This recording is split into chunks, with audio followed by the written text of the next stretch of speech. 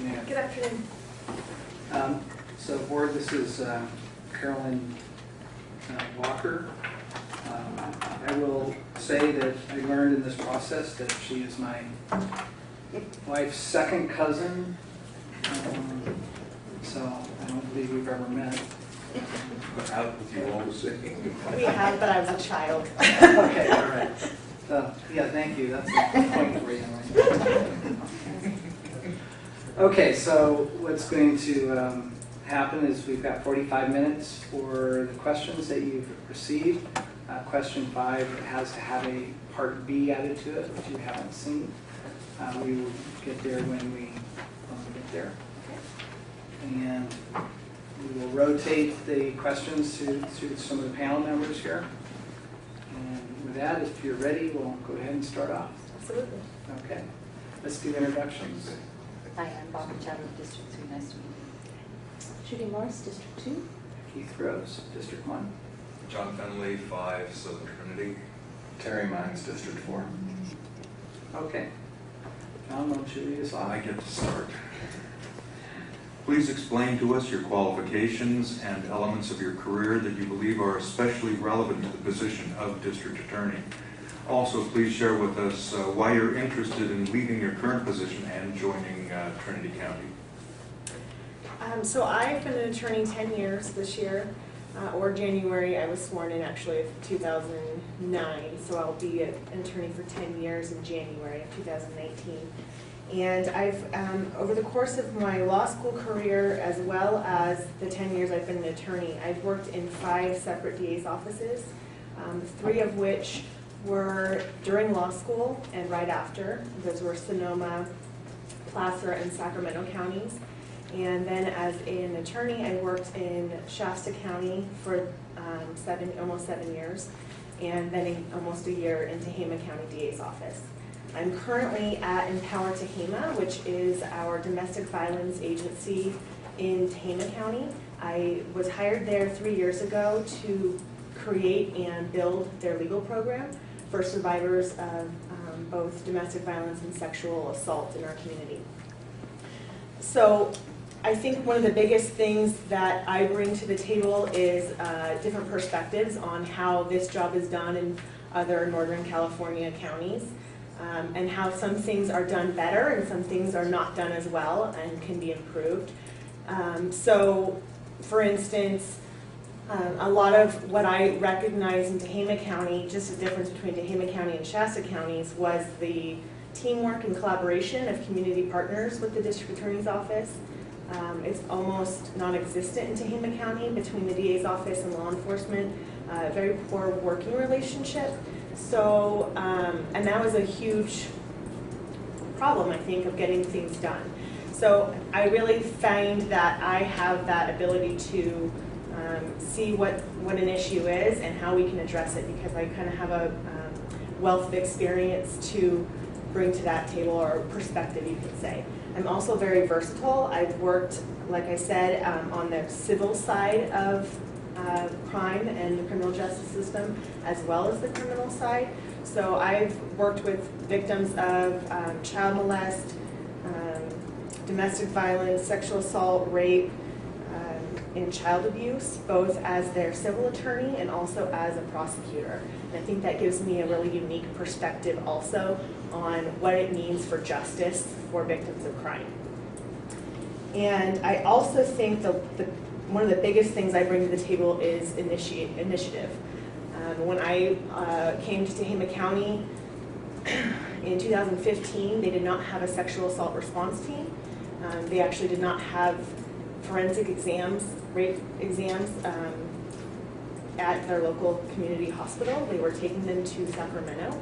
This included children, and I found that to be a huge problem. So I'm happy to say that because I basically saw that as an issue and needed to fix it, we now have a SART team.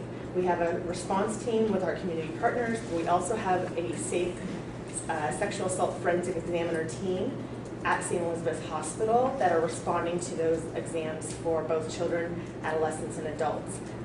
So initiative, making something happen when there's nothing there. We're seeing the problem and making sure that it's fixed. Why Trinity County? So I was born and raised in Sonoma County. I only applied to jobs out of law school in Northern California. I love Northern California. It's my home. It has been my home. I went to law school in Sacramento, and I actually grew up coming to Trinity Alps Resort as a child. Every year we had the same week, and just made kind of that our vacation home, so to speak. I've gone to the Trinity Lake for vacation, and I was also actually engaged to my husband in Willow Creek. So I have a connection to Trinity County in more ways. I have cousins that live up here and that we visited in a lot of ways. So for me, it's a natural fit. My husband and I have also been looking at buying property since 2015 up here on the river. We haven't found our spot yet, but we're still going to be looking into that. So it's just a natural place for me to enjoy living and being. So that's why Trinity County. Thank you.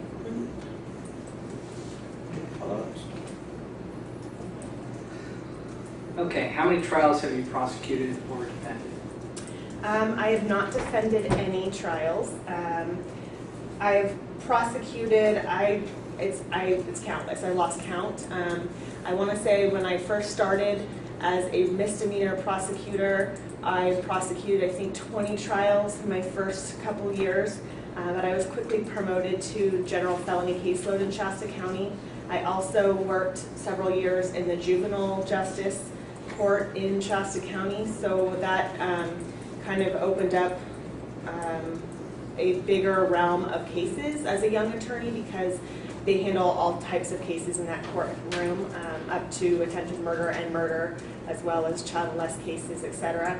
And they're called jurisdictional hearings, not the same as trials, but very same concept. So I would say I have prosecuted probably near 100 cases to trial or through trial, but I can't give you an exact number.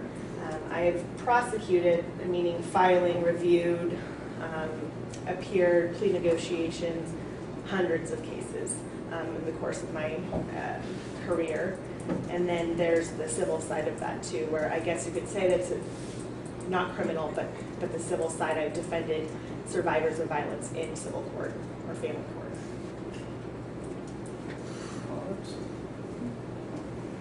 Okay, go ahead, Supervisor Morris. How would you describe your relationship with each of the local law enforcement agencies, County Sheriff, Police, CHP, Probation, CAL FIRE, Fish and Wildlife?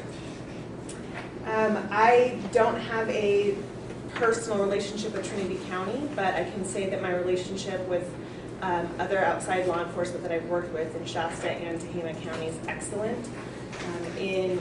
This year, actually, this last election cycle, I ran for district attorney in Tehama County, and I had the public endorsement of Red Bluff Police Department, the Tehama County Sheriff's Association, as well as Corning Police Department's chief, Jeremiah Fears, all publicly endorsed me for DA in Tehama County, because they saw how I worked as a deputy DA and as well as a victims advocate attorney, and they know that I'm open to and requesting open communication with law enforcement.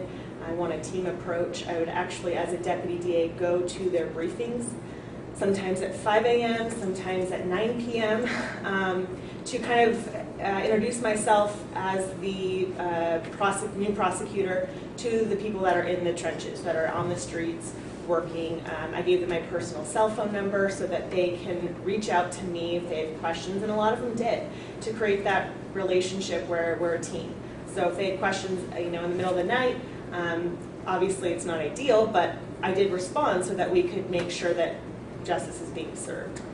And I think that their endorsements speak volumes to that relationship. Okay, thank you. What is your position on drug-related offenses and prosecution of such, if appointed? And I've, again, found this to be different in different counties.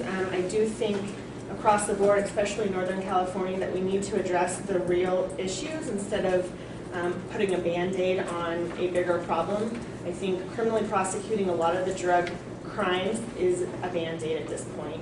We're not going to fix or resolve the underlying issue, which is much bigger. And I think this is where an emphasis on programs like drug court is important. I know that just between Shasta and Tehama County, there's a huge difference in participation in the DA's offices, and it shows in the success rate of graduation from those programs. I think it's a really big deal. We see it across the board in crime, from your simple traffic violation all the way up to murder. Drugs are involved usually, or in some respect, so especially in domestic violence in those areas. So I think that we need to really emphasize the bigger problem, and that's to address the actual addiction and reasons people get addicted to drugs and go from there. Obviously, we need to pay attention to drug-related crimes in that the violent crimes still need to be prosecuted, they still need to be held accountable, and we still need to keep our community safe. And especially when it comes to children, in my opinion, I think that we are raising the next generation of drug addicts and criminals if we're not addressing child neglect and child abuse in the home. And that's really community-wide, and I think the DA plays an important part of that, but it is community-wide in my opinion. And with the onset of recreational marijuana use being legalized, I think we need to pay attention to DUI, so driving under the influence, because we're going to see, in my experience, an uptick in those related crimes, which again are symptoms of, I think, a bigger issue. So I think it's important for us to look back and figure out how we can address the issues before sending someone into the cycle of the criminal justice system if really their true problem is the drug.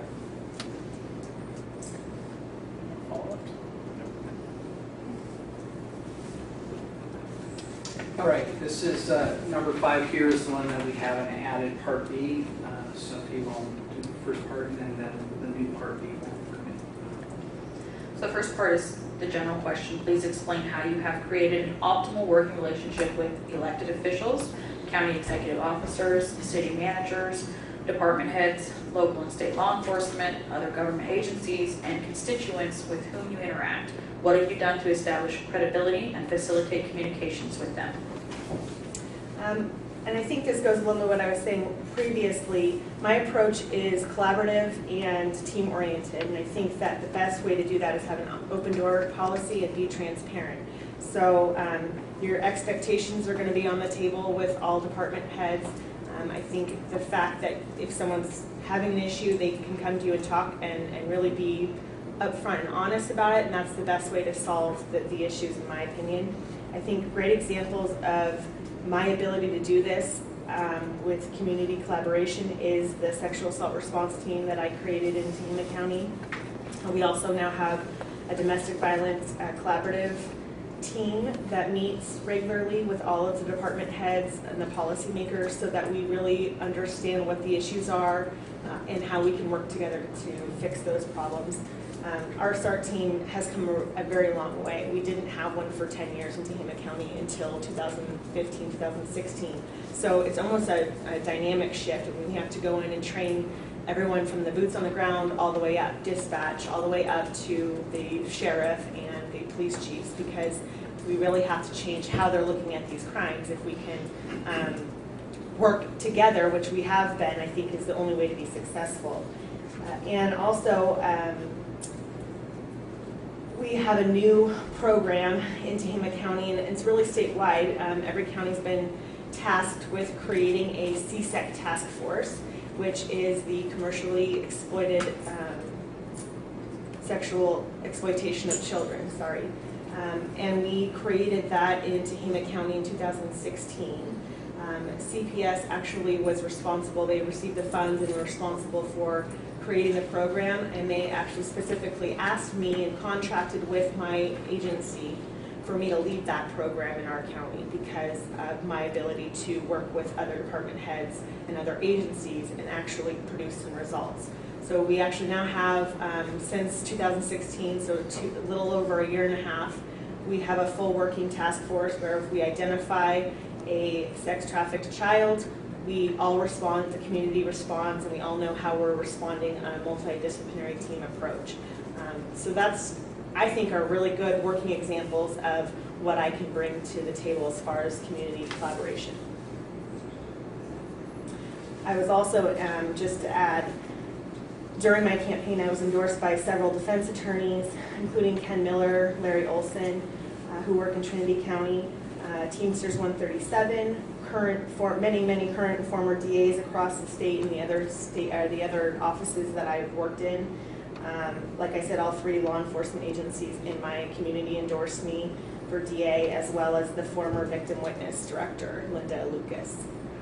So I think that just shows again that I'm able to work with everyone in the community that's part of the system to get stuff done. Okay, the second part of the question is, have you had any interactions with the Trinity County Board of Supervisors, County Council, CAO, or current or past judges, and please describe those relationships. That's a good question. Aside from realizing that Keith Gross was on the board, no. I was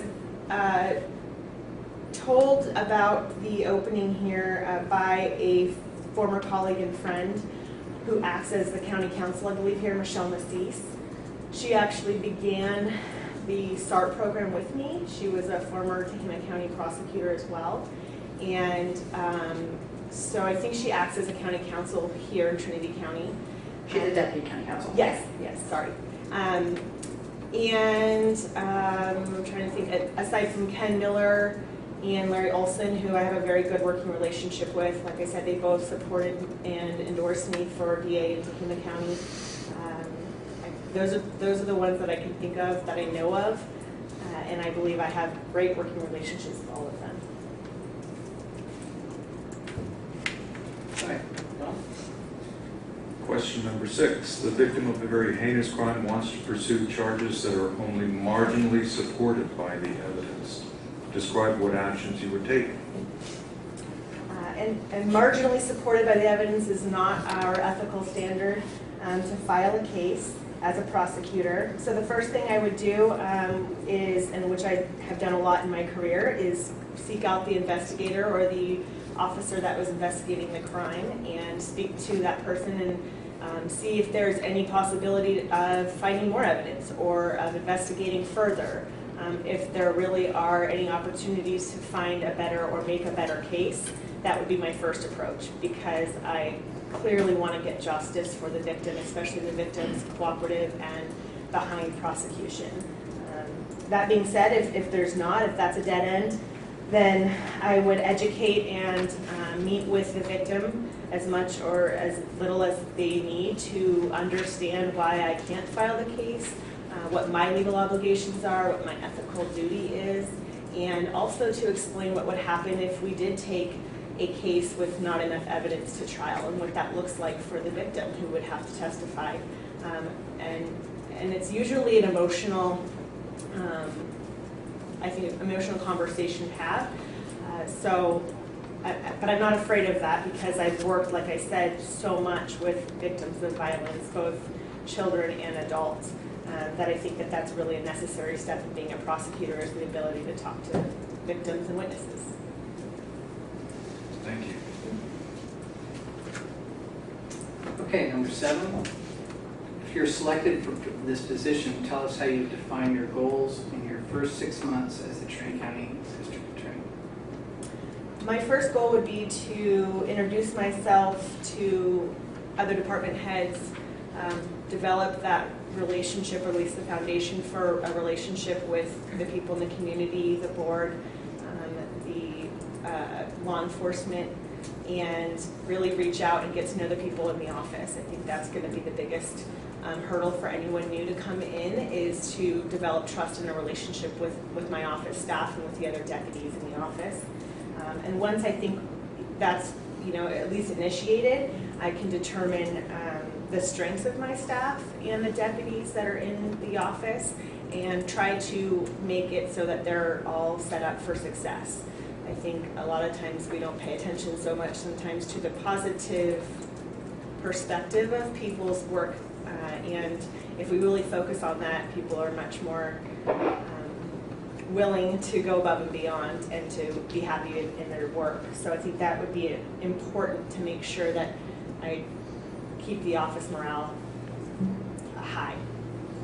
My next goal would be to seek out feedback from the community, from community partners, and the office and law enforcement, to see where we can improve and what their idea would, or where they think we need to start for improving the office and work product.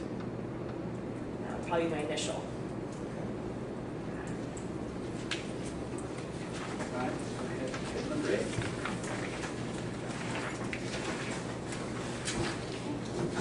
Please describe your experience managing a county department or major division of an organization and provide examples of your management style.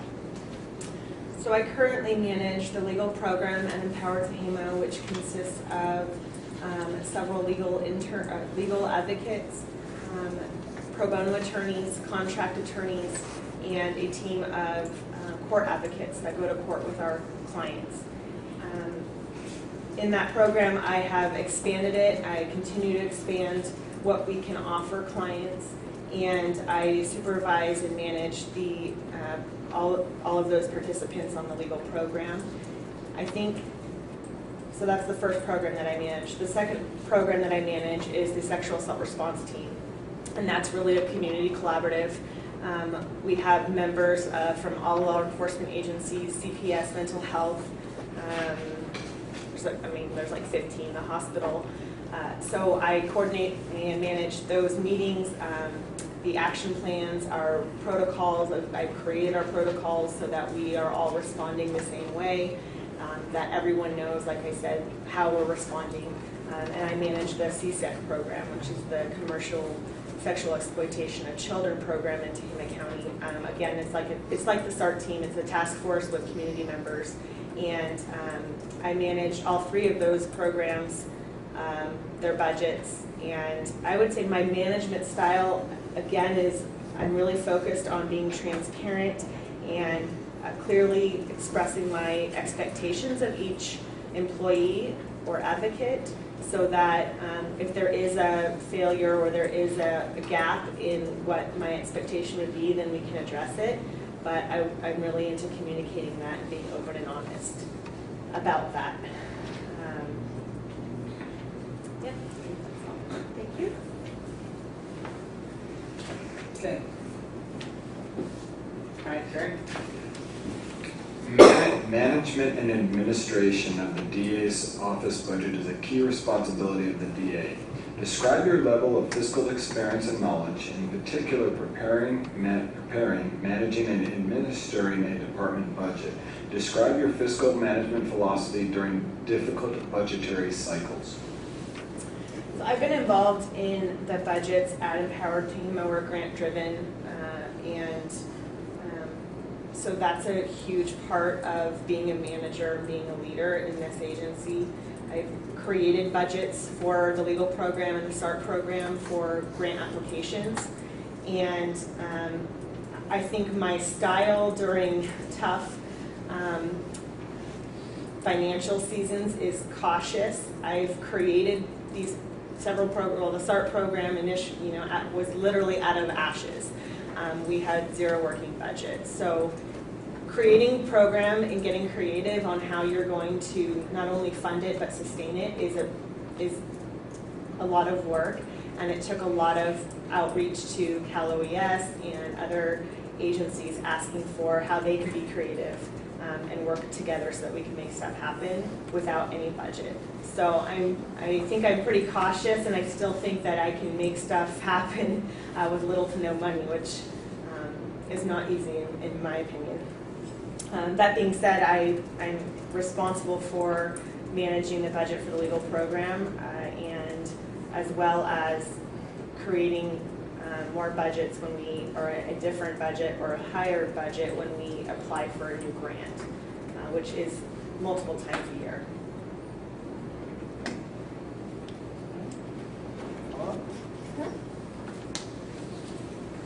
Okay, this completes your interview. Is there anything else you'd like to share with us relative to the position or your experience? Just wanted to share that I'm on the board of a service organization in Tehama County. I'm also on the board of our soccer league in Tehama County. I'm very community oriented and community driven. And I think it's important, like I said before, we're initiating a child advocacy center at my agency now. We just received a big grant for that to begin that process. I think if we are able to meet the children where they're at, then we are going to reduce crime in a bigger, much more impactful way than simply prosecuting cases and sending people to prison. So that is really my focus right now, and I am excited to see what I can do for Trinity County. Thank you. Thank you very much. Thank you. Thank you.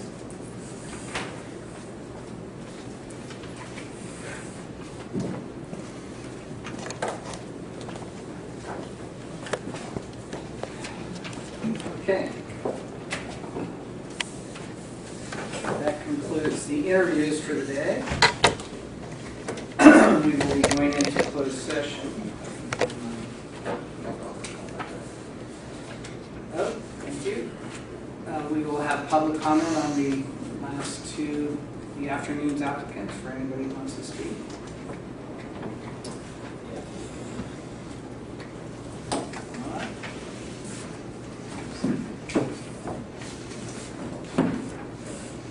Regret that I missed the morning session, but extremely interested in watching the candidates. So obviously you have an awesome responsibility here.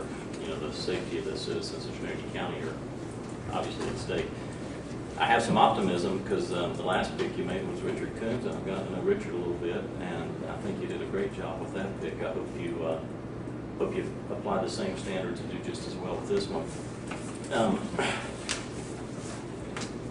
You know, I've had to hire attorneys, unfortunately, well, sometimes fortunately, a lot of times unfortunately in the past, and at least for me, what I found is there's no substitute for relevant experience. You know, if I'm looking for a labor attorney, I need labor experience. So if I'm looking for an environmental attorney, I need environmental experience. And I guess the difference when I hire an attorney is I can fire them easily. Y'all don't have that luxuries, which makes it even more critical that you make a good choice. And I would just encourage you, you know, it seems to me, especially for a DA, that the judgment necessary to make those type of decisions is formed, you know, through the experience they have doing that work. And I just can't see how someone could be successful without that type of experience. So I would just encourage you to really focus on that. Looking at all the candidates on paper, fortunately, there's a lot of experience in that group, even though I didn't get to see the interviews of the first two this morning. So good luck, and I hope you do as good with this one as you did with the last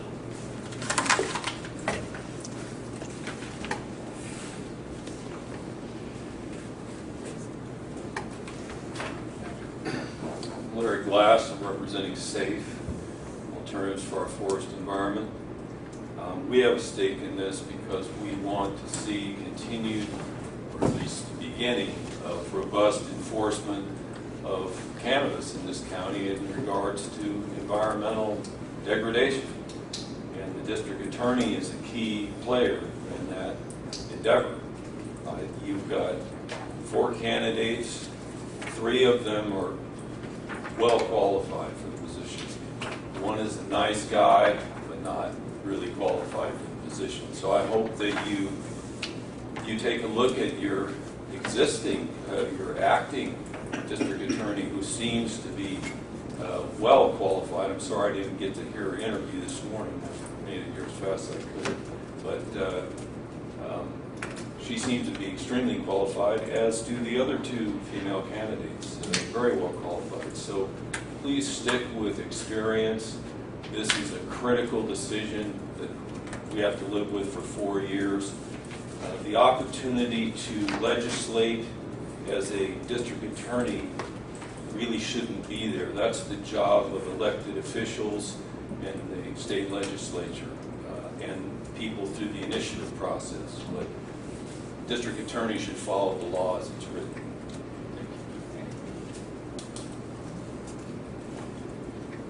Anyone else?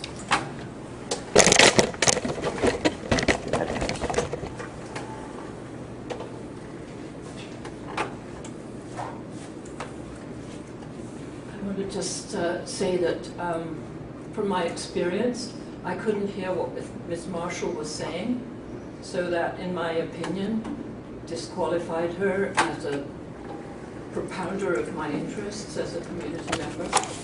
And I